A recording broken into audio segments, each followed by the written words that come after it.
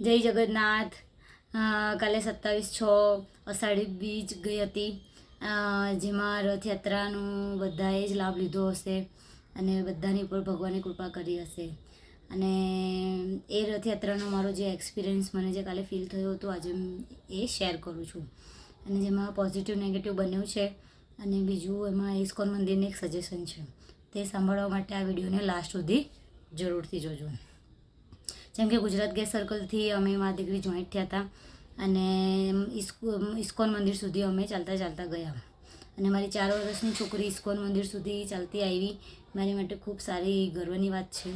બીજું એ કે જેવા અમે એન્ટર થયા, રથયાત્રામાં જોઈન્ટ થઈ ગયા, તો અમે મારી દીકરીના કોસ્ચ્યુમ પહેલાં તો એકદમ અલગ હતા, અને બંનેનું મેચિંગ હતું, કલર ડિઝાઇન બધું જ, ને જે મેં ખુદ ડિઝાઇન કર્યા હતા અને મારા બુટિક પર જ બન્યા હતા।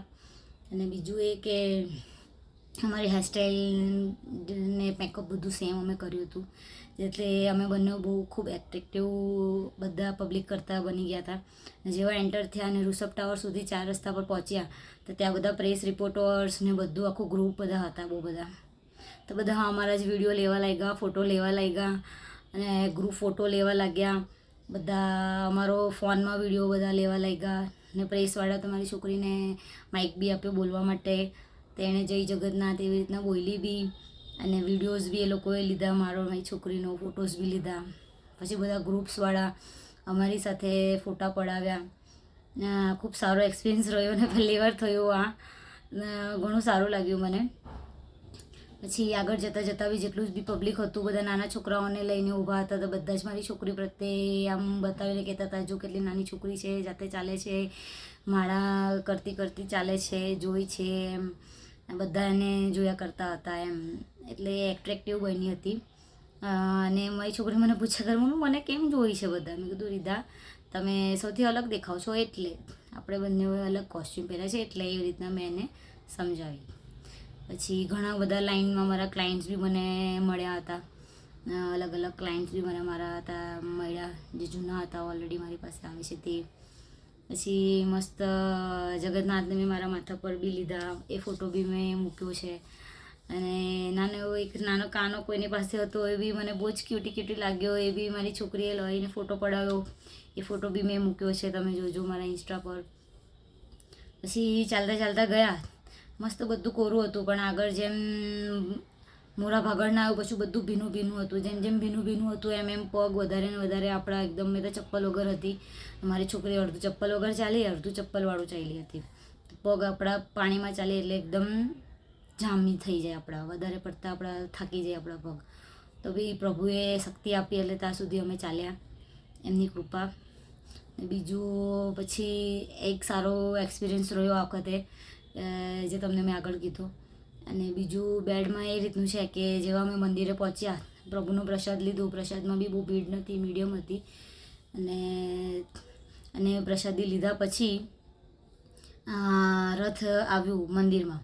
જેવું રથ મંદિરમાં એન્ટર થયું, તેવું ઇસ્કોન મંદિરમાં જે એ લોકો હતા, એ લોકોએ ગેટ આ વખતે બંધ કરી દીધો, અને જેવું ગેટ બંધ કરો, તો જેણે જેણે પ્રસાદ લીધી છે કે ભાઈ દર્શન કરી લીધા છે, હવે જેને જેને પોતાના ઘરે જવું છે પાછું, તો એ પબ્લિક બહાર નથી જઈ શકતી હતી, બધી પબ્લિક અકળાઈ ગઈ અંદર, આખું જામ હતું બધી જ જગ્યાએથી, આમથી કશેથી બી જઈ નહોતું શકતું, એટલે જવાવાળી પબ્લિક અકળાઈ ગઈ, ને બીજું જેટલું અંદર હતું એટલું જ પબ્લિક બહાર બી વેઇટ કરતું હતું, ઊભું હતું, તો એટલું બી પબ્લિક બહાર, તો આવવાવાળું પબ્લિક બી એટલું જોશમાં હતું, ને નીકળવાવાળું પબ્લિક બી એટલું જ જોશમાં હતું, બંને ગેટની આજુબાજુથી પબ્લિક એકદમ ખતરનાક ભીડ થઈ ગઈ, અને ગેટ એક બાજુ એ લોકોએ બંધ કરી દીધો હતો। હવે શું કામ બંધ કર્યો એ તો મને નથી ખબર, પણ દર વર્ષે ક્યારે કરતા નથી, ને આ વર્ષે બંધ કર્યો હતો, અને એનું છેલ્લે એવું પરિણામ આવ્યું કે જેવો ગેટ ખોલ્યો, આવવાવાળું જવાવાળું પબ્લિક એકદમ મિક્સઅપ થઈ ગયું, અને એકદમ ખતરનાક ભીડ એ થઈ ગઈ હેન્ડલ,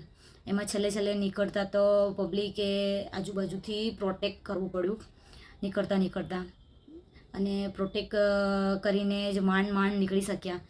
જો એ ભીડ જો તમે જોઈ હોતે તો તમે ખુદ શોક થઈ જતે।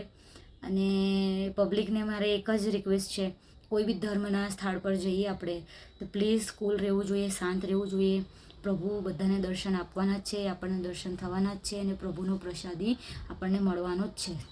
છેલ્લે જ્યાં પ્રસાદી પીરસતા હોય ને ત્યાં એક અન્નનો દાણો જો પડી ગયેલો હોય ને એ બી આપણે લઈ લઈશું ને જગન્નાથનું, તો બી આ શરીરનું ને આત્માનો ઉદ્ધાર થઈ જશે. તમે એમાં પછી જે આમ તેમ ફટાફટ કરવાનું ને પડમપડી કરવાનું, એમાં ને એમાં કોઈને ને કોઈને જાન જઈ શકે છે, એમાં કોઈ બી હોઈ શકે. પછી એ પાપના ભાગીદારી આપણા માથે આવે. એની કરતાં જ્યાં બી ધર્મના સ્થળે જઈએ તો શાંતિથી રિલેક્સ રહીએ, નીકળવાવાળાને નીકળવા દો, આવવાવાળાને આવવા દો, ને શાંતિથી લાઈનમાં ઊભા રહીને આવવા જવાનું રાખીએ તો ઘણું સારું પડશે. અને બીજું એ કે ઇસ્કોન મંદિર માટે મારે એક સજેશન હતું કે તમે ગેટ બંધ કરો છો બરાબર છે, પણ બીજી બાજુ એક જવા માટે બી એક રસ્તો તમારે રાખવો જોઈએ.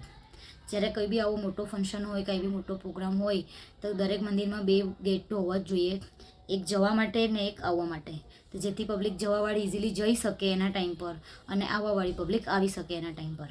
અને વચ્ચે એક બાંબુ લગાવી દેવું જોઈતું હતું. સપોઝ એક ગેટ છે તો એક બાજુથી આ જવાવાળું ને એક બાજુ આવવાવાળું મોટો ગેટ છે, તો 2 પાર્ટમાં 2 બાજુ નાના દરવાજા છે, તો એવી રીતે ત્યાંથી અવર જવર થઈ શકતે, તો જેથી આ ભીડની જે છે પણ એમાં કોઈની જાનહાનિ ન થઈ, એમાં પબ્લિક બચી ગયું પોલીસની પ્રોટેક્શનના કારણે.